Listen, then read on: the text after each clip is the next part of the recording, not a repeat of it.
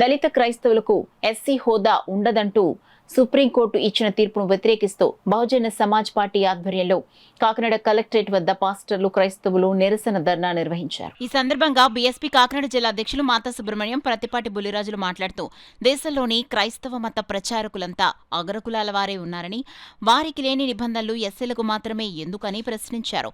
ఎస్సీల మత స్వేచ్ఛను హరించే 1950 రాష్ట్రపతి ఉత్తర్వులు రాజ్యాంగ విరుద్ధమని పేర్కొన్నారు.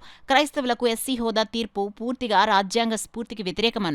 రాజ్యాంగంలోని ఆర్టికల్ 14, 15, 25లను నేరుగా ఉల్లంఘిస్తుందని పేర్కొన్నారు. కేంద్ర ప్రభుత్వం కూడా న్యాయస్థానాల ద్వారా మైనార్టీలపై కక్ష తీర్చుకుంటుందని విమర్శించారు. క్రైస్తవంలోకి మారిన అగ్రకులాల వాళ్లు ఈడబ్ల్యూఎస్ రిజర్వేషన్లు పొందుతున్నప్పుడు అదే పని చేసిన దళితులు ఎస్సీ రిజర్వేషన్లు ఎందుకు పొందకూడదో చెప్పాలని ప్రశ్నించారు. ఈ కార్యక్రమంలో బహుజన్ సమాజ్ పార్టీ జిల్లా ప్రధాన కార్యదర్శి కండవల్లి లోవరాజులు, జిల్లా ట్రెజరర్ సాధనాల రాజు, నాయకులు గుణపర్తి అపురూప్, జుత్తుక నాగేశ్వరరావు, జిల్లా united pastors fellowship Kakinada city regional chairman Joshua Giri, Namadi Yesubabu తదితరులు పాల్గొన్నారు. మాకు దేవుణ్ణి నమ్ముకోవడమే తెలుసు తప్ప మేము కులాలని అడ్డెట్టుకుని మతాలను అడ్డెట్టుకుని చిచ్చులు పెట్టడం అనేది మాకు తెలదు. మేము ఏ దేవుడైనా సమాన హక్కులతో జీవించుకోవాలని చెప్పేసి రాజ్యాంగం ఏదైతే కల్పించిందో ఆ హక్కుల ప్రకారంగా మేము దేవుని పూజించుకుంటున్నాము.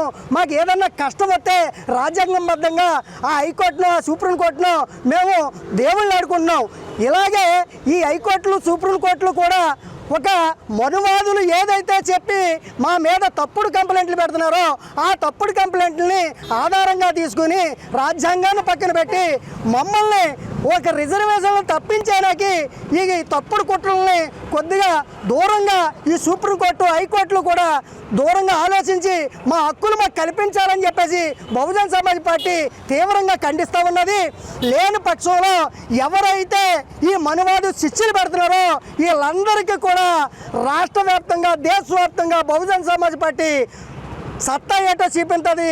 వాళ్ళకి ఎక్కడ గద్దె దింపాలో, ఎక్కడ పెట్టాలో అక్కడ పెడతాదని చెప్పేసి బహుజన్ సమాజ్ పార్టీ తరపు నుంచి నేను తెలియజేసుకుంటూ, హిందువుల పేరుతో క్రైస్తవులపై జరుగుతున్న దాడులను మేము వ్యతిరేకిస్తూ ఉన్నాము.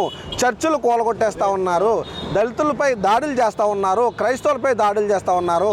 హిందువులకి క్రైస్తవులకి ఏ విధమైన మత విద్వేషాలు లేవు. నిజమైన హిందువులు, క్రైస్తవులు అందరూ కలిసే ఉంటారు. ఎవరైతే రాజకీయ నాయకులు ఉన్నారో వాళ్ళ రాజకీయ స్వలాభం కోసం మాత్రమే హిందూ మతం పేరు చెప్పి మతాల మధ్య చిచ్చు పెట్టి ఇలా గొడవలు పెట్టి కేసులు కట్టేస్తూ ఉన్నారు. దానిని మేము వ్యతిరేకిస్తూ ఉన్నాము. ఉండి నియోజకవర్గంలో రఘురామకృష్ణరాజు గారు మతాల మధ్య చిచ్చు రేపే విధంగానే ఆయన నడుచుకుంటూ ఉన్నారు. దానిని మేము రాష్ట్ర వ్యాప్తంగా ఖండిస్తూ ఉన్నాము. ఈరోజు బహుజన్ సమాజ్ పార్టీ రాష్ట్ర వ్యాప్తంగా కూడా ప్రతి జిల్లా కలెక్టరేట్ల దగ్గర నిరసన తెలియజేసి దీనిపై కలెక్టర్ గారి ద్వారా సీఎంకి మెమరాండం పంపిస్తున్నాము.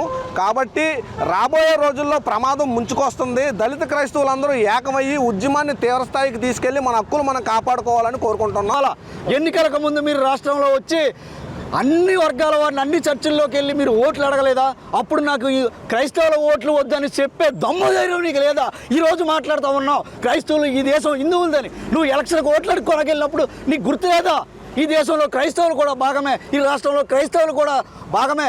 మరి రాజ్యాంగం కల్పించినటువంటి మత స్వేచ్ఛ హక్కు ఏదైతే ఉందో దాన్ని నువ్వు కాల రాస్తూ ఉన్నావు. బాబాసాహెబ్ అంబేద్కర్ రాజ్యాంగానికి నువ్వు విరుద్ధంగా మాట్లాడుతూ ఉన్నావు. దయచేసి గమనించాలి రఘురామకృష్ణ గారు, గౌరవ ముఖ్యమంత్రి వర్యులు చంద్రబాబు నాయుడు గారు, అలాగే గౌరవ ఉప ముఖ్యమంత్రి వర్యులు పవన్ కళ్యాణ్ గారికి కూడా విన్నవించుకుంటున్నాను. అయ్యా, మీరు చాలా మంచి వ్యక్తులు. మిమ్మల్ని ఎవరో ఉత్తర భారతీయ జనతా పార్టీ ఏదైతే ఉందో దాని వెనకాల ఉండి మీరు నడుస్తూ ఉన్నారు. ఎన్నికలకు ముందు ఏమన్నారో భారత రాజ్యాంగానికి అనుకూలంగా మీరు మాట్లాడుతానన్నారు. ఈరోజు సనాతన ధర్మం అని చెప్పేసి ఒకే మతాన్ని భుజాన వేసుకుని మరి ఈ రాష్ట్ర ప్రజల మధ్య మత విద్వేషాలు సృష్టిస్తూ ఉన్నారు.